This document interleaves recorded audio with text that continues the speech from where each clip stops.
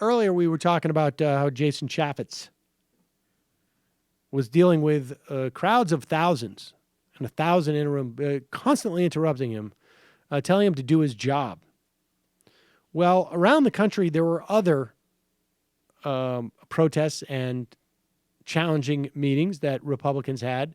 And Mindy called in yesterday, and she's like, what do I need to do? And I think on that email blast that we had sent out, we put in the indivisibles. We'll send it out in the next one. And maybe we're going to put out the audio. Aren't we going to do that for vacation?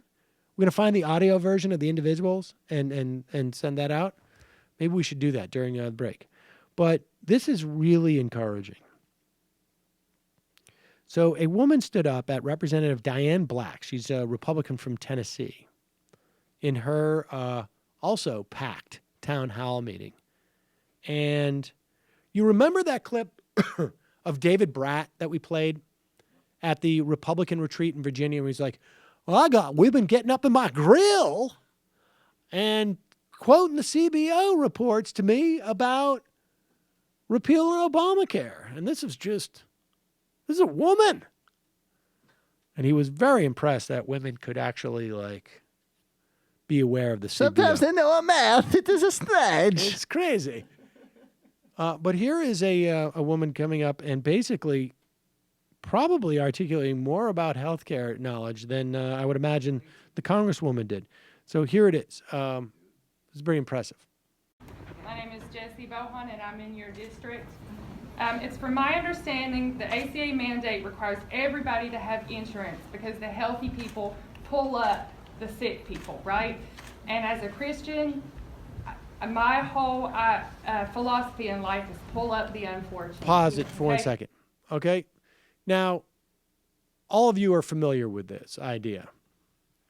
This dynamic has been used by the Republicans to argue as to why Obamacare is wrong. That you healthy people, you young people, are subsidizing the sick and elderly by forcing everybody into the same insurance pool, which then spreads the risks, which means that if you're young and healthy, you're paying more for health insurance than you would if these older, sicker people weren't involved. And I'm using broad strokes here, but that's the general dynamic. And here, this woman is now saying, well, the reason why I think that's okay is because I'm Christian. It's also okay because it's also the really only efficient way of doing it. And it's also okay even if you are not religious and you just want to be humane and moral person. But continue. People pull up the sick people, right? And as a Christian, my whole philosophy in life is pull up the unfortunate. Yes. Okay? So the individual mandate, that's what it does. The healthy people pull up the sick. Yes. If we take those people and we put them in high-risk insurance pools, they're costlier and there's less coverage for them. That's the way it's been in the past, and that's the way it will be again. So we are effectively punishing our sickest people. And I want to know why not, instead of fix what's wrong with Obamacare, make companies like Aetna that pulled out and lied to their consumers about why they pulled out and said they pulled out because Obamacare was too expensive, but they really pulled out because of a merger. Why don't we expand Medicaid and have everybody have insurance? Because we are going to effectively...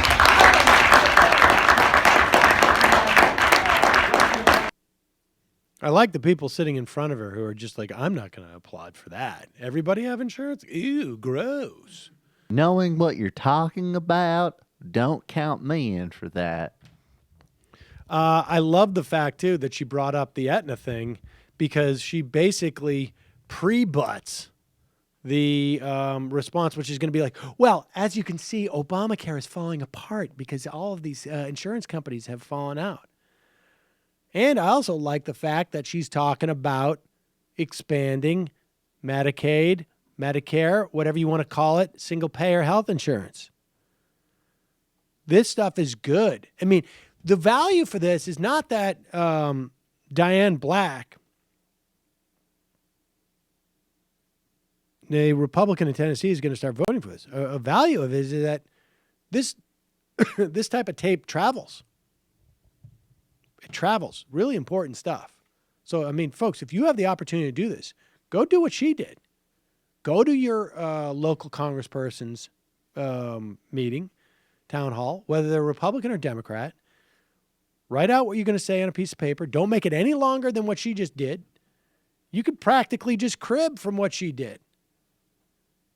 And just get up there and say, we know the mandate's in there to spread the risk. We know that high-risk states' high-risk pools were incredibly costly, both for the states and for the individuals. I mean, I keep meaning to put out the video on this, but I'll say it again.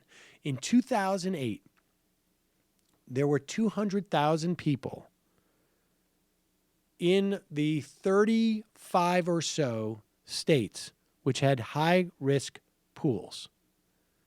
Those 200,000 people, and there was only 200,000 people because the premiums were so expensive.